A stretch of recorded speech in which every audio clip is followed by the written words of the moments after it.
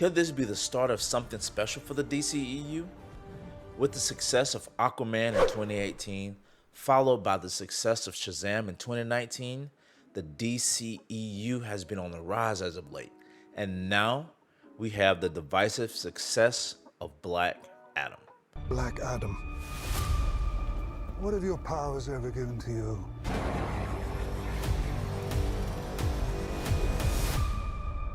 Nothing but heartache. Critics hate it, but the audience loves it. And that is what truly matters. Now, don't get me wrong, the DCEU has been on the struggle bus as of late while playing catch up to Marvel in the worst way possible. After the failure of Joss Whedon's Justice League in 2017, the state of the DCEU looked dark, bleak, and hollow. But in 2018, we got our first champion of the DCEU's revival in Jason Momoa's Aquaman. With a budget of $160 million, Aquaman in its first opening weekend grossed over $67 million and went on to make over $1 billion. This film was the first time the DCEU looked like it could be a viable challenger to the MCU. There's always a but though. That ride was cut short by two of the worst showings in the DCEU film history to date. Birds of Prey and the Fantabulous, whatever the hell that long ass title was, and Wonder Woman 1984. Both grossed just over $160 million at the box office, with Birds of Prey barely hitting $200 million.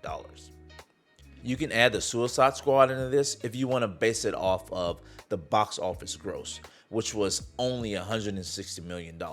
But the difference between those films and the Suicide Squad was it was actually enjoyable. These two films put a stifling wedge into my hype for the DCEU films going forward. Now, I didn't mention Shazam yet because it's tied into the next film that really got my hopes up for the DCEU, and that's Black Adam, which is currently sitting at number one in the box office right now with $250 million gross. So I can firmly say this movie has been successful and will most likely get a sequel, especially after the return of Henry Cavill as Superman and his departure from The Witcher on Netflix. This is still a shocker for me because it just came out of nowhere. This is ultimately a plus for us DC fans because Cavill will definitely have the time to don the cape and the tights as much as he wants going forward right now.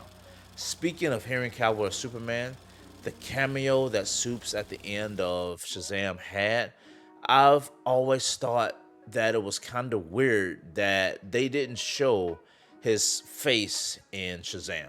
Now we kind of get a deep dive into what that looks like. The suits at WB didn't want Henry Cavill back as Superman for no reason other than pushing a social narrative that is ruining the state of Hollywood right now. Black Adam has been successful, although the film was just, in my opinion, okay. It was still very entertaining and it was still very fun. Henry's cameo at the end just basically opened the door for some epic things going forward for Black Adam and the DCEU as a whole. In comparison to the MCU, the DCEU still has some catching up to do, especially in the box office category. Here's the thing though, the box office numbers don't really reflect the quality of work. Let's take Thor: Love and Thunder for instance. It made $745 million gross, and that movie was absolutely terrible. Thor: Love and Thunder was nowhere near as entertaining as Black Adam was for me. You can say the same for Doctor Strange in the Multiverse of Madness, and it grossed almost $1 billion.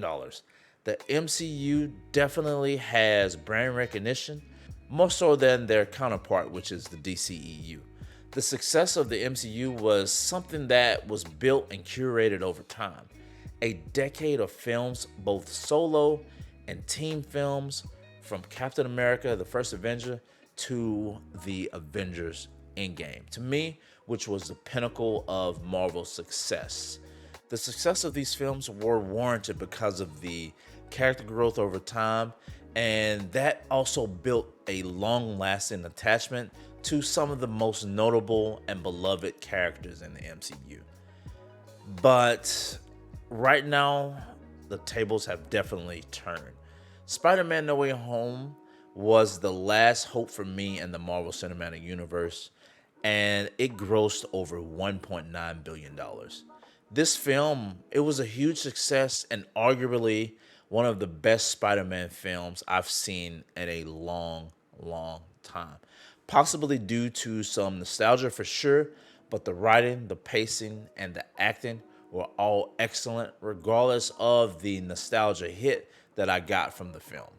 Somewhere down the line, Marvel started to fall apart, allowing the DCEU to gain ground as far as popularity and brand power. Now, there are two main contributing factors to this that I think are plaguing Hollywood, especially in the comic transition to film category. The number one thing is the oversaturation of the market.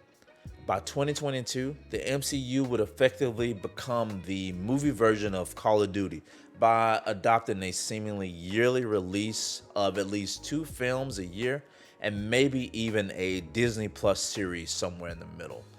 The saying too much of a good thing is usually a bad thing is definitely becoming a reality for the MCU right now. The second thing is poor writing. The Eternals, Thor Love and Thunder, and She-Hulk were some of the weakest scripts in the MCU. Coupled with the market saturation, fans now are tuning out of a lot of Marvel properties. If you look at DC, Joker, the Batman, Shazam, Aquaman, the Suicide Squad, Peacemaker, and now Black Adam were all solid releases for DC in the past few years, showing that they are capable of putting together some satisfying films. At this rate, the DCEU will have the popularity, the notoriety, and all the things that come with it that it deserves, especially if Marvel cannot get it together.